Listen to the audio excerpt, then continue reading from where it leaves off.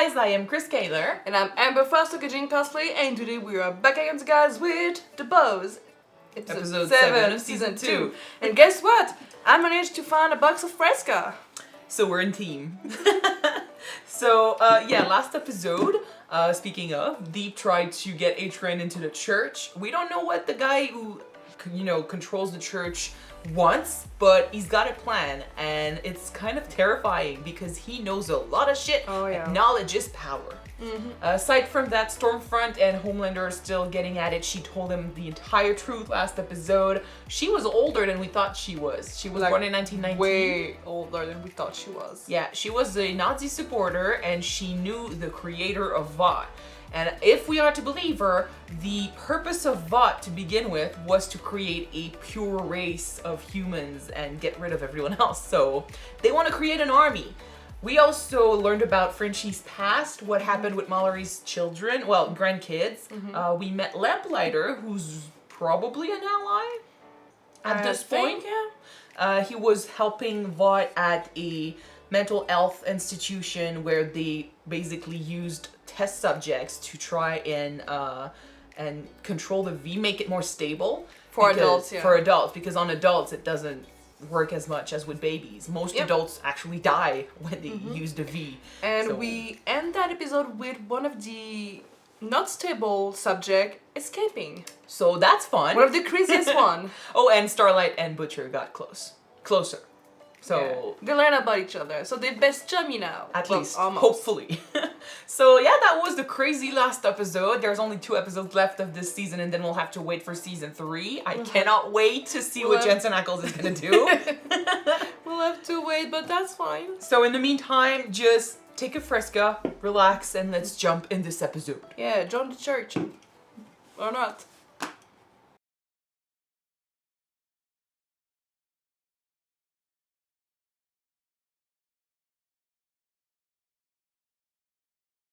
That episode ended in a blast, guys. Oh, that was a good ending, though. That was fucked up. I told you, every fucking time they get close to something, shit like this happens, and then we don't get anywhere. I think Butcher is just fucking done. Not another fucking time. Funny enough, so that really means that it was her who exploded the agent head. But then, I don't now it would make sense. But then the first time, I don't understand how or why they would have let her go out to do this. They thought it was Stormfront, but she was just as surprised as anyone else, and we've seen this power, so it's gotta be her, right? And then, in this case, if it's her, she'd just be out for revenge, because of what they did. But oh boy, we were so fucking close, and then we came. But yeah, Butcher, the whole Butcher and his dad thing, from what we've just heard, he was violent. He was the worst dad possible. He is the reason why Butcher has these anger issues. In a twisted turn of faith, he was saying, oh, I made you strong and stuff. It's bullshit, oh, I'm beating on my kid and I'm making him stronger that way. That's a bullshit way of thinking and of excusing your behavior. Maybe it toughened him up, but it also gave him a bunch of issues, and it's the reason why he's suffering so much right now, and he can't make any connections in his life, and he can't be happy. But I feel like, in the end, when he's looking at us and becoming angry and stuff, it ties in with how his mom was saying, I don't want you to become like him and stuff, but then in the face of tragedy, once again, he's gonna have to turn into this ruthless guy that he doesn't want to be because it reminds him of his dad, but that he is nonetheless in order to survive this, because, and it's twisted that I have to quote this again, but because otherwise he's gonna be like his brother, too weak to face what's gonna happen.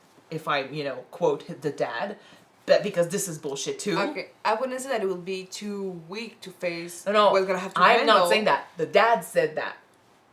The dad said that Lenny was too weak to survive, which is bullshit. He was probably also dealing with the issues of whatever happened to them when they were kids. And when Butcher left, he felt alone and he decided to end his suffering, which is really tragic. And and I can understand why Butcher feels guilty about it. And he's blaming his dad, and then the dad, and I didn't call Butcher out on it because it looks like the dad never faced the consequences for what he did to his kids when they were younger. But then the dad turning it around and being like, "Oh, you left, and that's when he killed himself." That's just cruel. So then I was like, no, he deserves to be manhandled a little bit for saying that shit. But Butcher blaming it on his dad.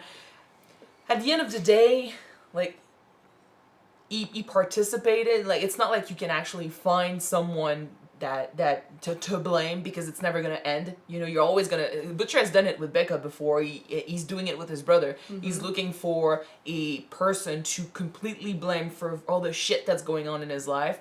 Unfortunately, because he does that, he keeps it around, like his mom said, and he never lets it go. And it's turning him angry. It's turning him. It's growing the hate that's inside of him. Yeah. And that's the part of him that Becca never loved when they were together. Like, that's the part of him that scares everyone away.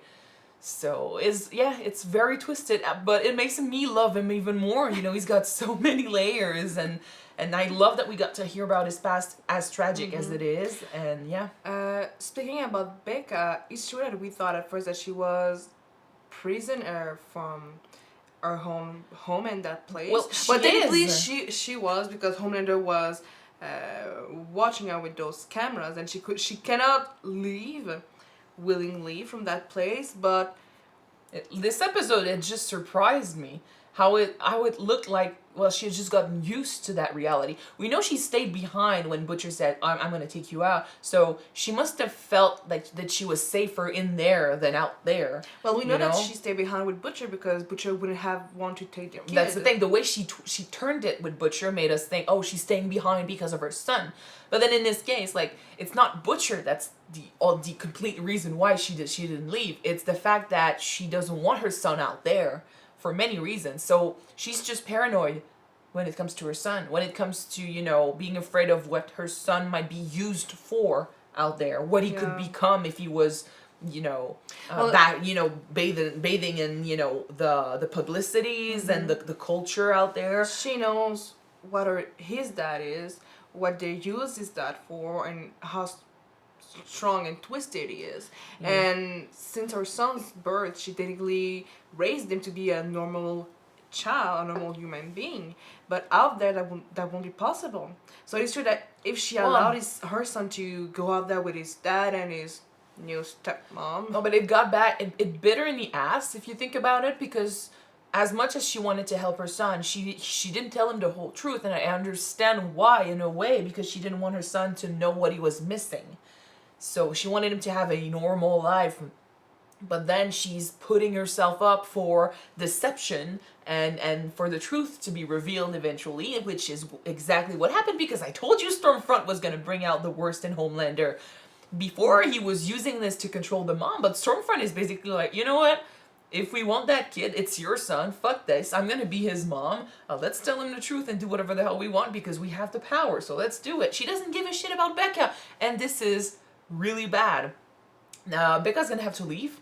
She's going to have to find her son. I don't know how she's going to do this. I'm kind of afraid of what's going to happen with Ryan. I don't know what ideas they're going to put in his head and how it's going to turn out. But that's going to be dangerous. And the worst is, like, I actually feel bad about, saying stuff like, oh, well, she's actually good with kids, Stormfront.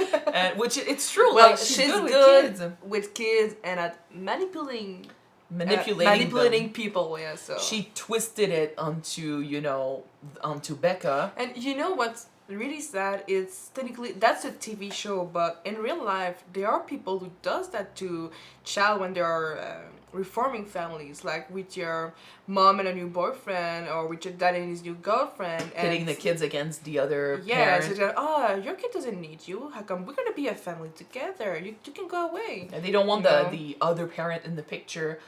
But it happened so fast because they had such a huge bomb to drop on him. Yeah, I don't know. Like, they want to represent the perfect family, and it's working. That's the worst. People are listening. It gave me flashbacks of the elections the past 2 elections that we had. That the U.S. had, but that we followed.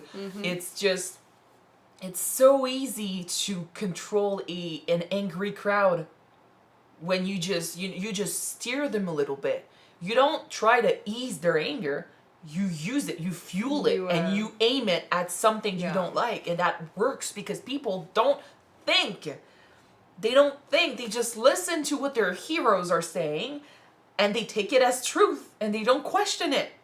Fucking Starlight. In 1 minute, she became like the world's most hated superhero. She went from America's sweetheart to America's bitch. Yeah. Yeah, they hated her right away because Homelander said a bunch of lies, and then people, because they don't know who to blame, kind of like Butcher, they don't know who to put the blame on. So as soon as Homelander, which they trust, as soon as Homelander gives them a scapegoat, they jump on it. Yeah, the thing is, they turned on Homelander not that long ago. Yeah, but thanks to Stormfront, everything is fine now. But you know what? Technically, what Homelander said was technically the truth because she was a mole among the 7. Yeah, but she didn't kill Translucent. No, she didn't kill them. Yui did, technically. But he basically put the stuff on her. Yeah. The stuff that angered the crowd, he put it on her. He gave them an answer. So yeah, they're basically just pushing all their hate on the scapegoats. And they're taking it as truth because they don't want to go further. They're satisfied with having an answer, and that's it. And we were about to have fucking answers, and then we got robbed of that too. But it was good though. It was really good. Very quickly though, about Lamplighter. Yeah, but well, not quickly. Like it's something we need to talk about. We need to shade some light on Lamplighter. It is tragic. Yes, it is. It could have happened to A-Train too. He was going down that same fucking path. When you have it all, when everything in your life depends on you being a superhero and using it for fame. He's a victim of the celebrity culture that they created, the superhero culture, where when you have powers, no matter how much bad you do, it's still pretty cool because you're above the rest. He burned his house down and his dad was happy, and he made it all about, make me proud. You've got a power, so now you have a responsibility to, be the best you can and make me proud. It weighted heavily on him, and he was already dealing with the guilt of killing children. And the worst is, if he had, said anything about this to Vaught, they probably would have twisted it around as a good thing he did. You didn't have no choice. You're a superhero. You had to save, they did something bad. It wasn't you're not the villain here. But then how do you come to terms with your feelings with this if everyone else is trying to, push through like you have no feelings? With Maeve, it was the same thing. They are not human in the eyes of everyone else. Yeah. I'm just really glad that Ashley, for once, listened to what Maeve was saying. I got scared for her at the end. I was like, don't die. She was part of the group. I was trying to see, like, is her head still there? But yeah, I'm really happy that she listened to what Maeve was saying, because losing someone that you love, and just, you hear your publicist thinking that, oh my god, no, she's gonna be back. People love the America's lesbian couples. She focused on the advertisement of the whole thing because it's a publicity stunt. And it's so sad because that shit happened in real life. It does. With celebrities and people who are A-list public persona. Yeah, you've got like a celebrity couple that breaks up, and then people are trying to find out like who's the villain in the couple, and then they lash out at one and they support the other, and they ask questions, invasive questions, and they don't really give a shit about the feelings behind it all. They want the drama that comes with it, because when you become a celebrity, unfortunately, you do not have a personal life anymore. It's not about you. It's about what you represent. And they're milking this. Or I know that some celebrity does have a personal life, but it's so difficult to maintain. Some celebrities do it well. Out there all the time, Some celebrities do it well, but those that do it, unfortunately, are not the ones we talk about more often. Yeah. They're not the A-listers. They're the ones that can manage to have a private life. I've never heard of an A-lister who manages to keep a secret life and not talk about his love life or her love life or anything. Never. If they try not to talk about it, pictures get leaked and rumors get spread, and it's not it's not pretty. Yeah. So That's it's really sad. That's the shitty world and the shitty reality, guys. So of course, when you're gonna have superheroes whose feelings won't matter in this world, they're gonna have to deal with them alone, and they're gonna, you know, make this up in her mind that, like, for a Lamplighter, that he's gonna have to be better than what he is, and if he messes up, it's gonna hurt him even more than what it should do to him, and then he's gonna do something like that, which is very sad and very unfortunate because we thought he was gonna help. He did in his own way, but yeah, I feel bad. He did some shitty stuff, but he did not deserve to feel like this and go out. Kind of like we're supporting Deep sometimes and A-Train despite the shit they did. Yeah.